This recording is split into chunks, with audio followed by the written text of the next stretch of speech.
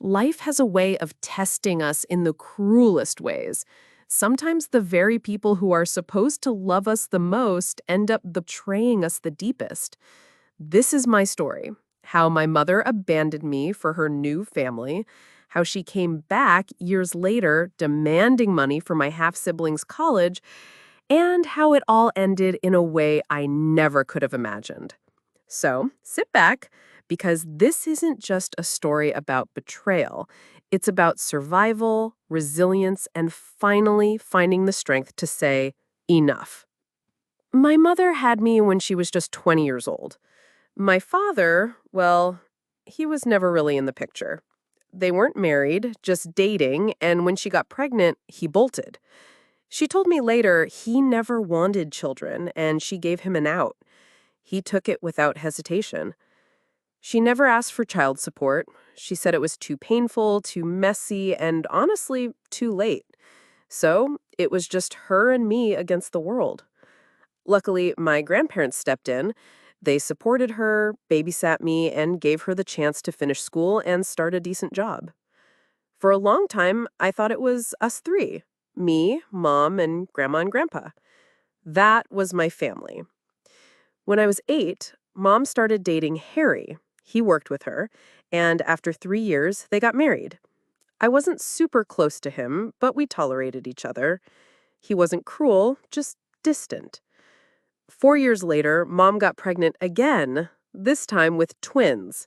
Everyone was overjoyed, even me. I thought I was finally going to have a real family. But deep down, I didn't realize that meant I'd soon be replaced. After the twins were born, things shifted fast. Mom started pulling away. She was always tired, always irritated when I was around. I thought it was just the stress of newborns. But then one day, she and Harry sat me down.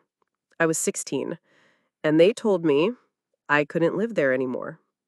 The excuse: they couldn't afford to raise 2 adults, 2 babies, and a teenager.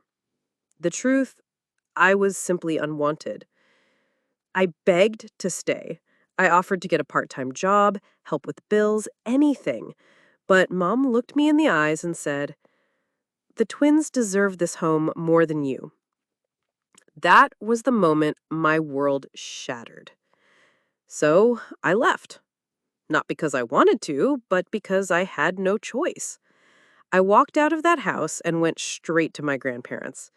They were heartbroken, but they still supported me. They couldn't cut mom off completely because they wanted to see the twins, but they never once turned their backs on me. At 16, I started working part-time. I had to. I couldn't rely on my grandparents' limited income. They were elderly and needed to save for themselves.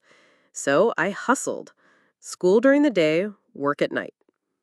Mom never checked on me. Not once. She had her new family, and I was just a ghost from her past. When college came, I didn't even bother asking her for help. She had already made it clear where her priorities were. One of my uncles stepped up and co-signed my student loans. I promised him he'd never have to pay a cent, and I worked all through college to keep that promise. Graduation came, and only my grandparents were there.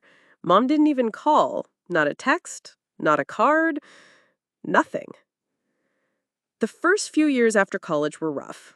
I struggled, lived paycheck to paycheck, but I managed. Slowly, I climbed the ladder. I worked harder than anyone else because I knew I had nobody to fall back on. And finally, my hard work paid off.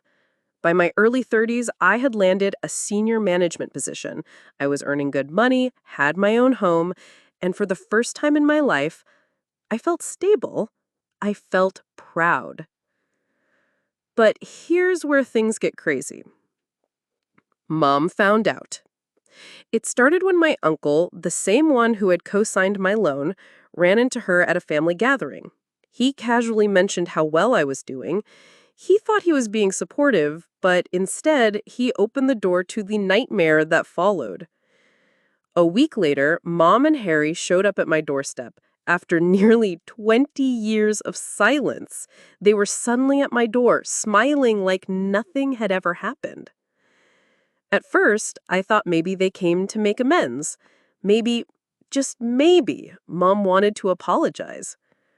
But no, they were there for money. They told me how proud they were of my success, how I should have shared the news with them, and then they asked me to pay for my half-sibling's college. I was stunned. These kids were strangers to me. They had replaced me in my mother's life, and now I was supposed to foot the bill for their education? I told them no, flat out. That's when the guilt trips began. Mom said I was being ungrateful, that she had raised me alone when I was little, that this was my chance to repay her. But she didn't care. To her, none of that mattered. When I stood my ground, she lost it.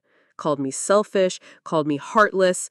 Harry chimed in too, trying to paint me as the bad guy. I kicked them out of my house that night.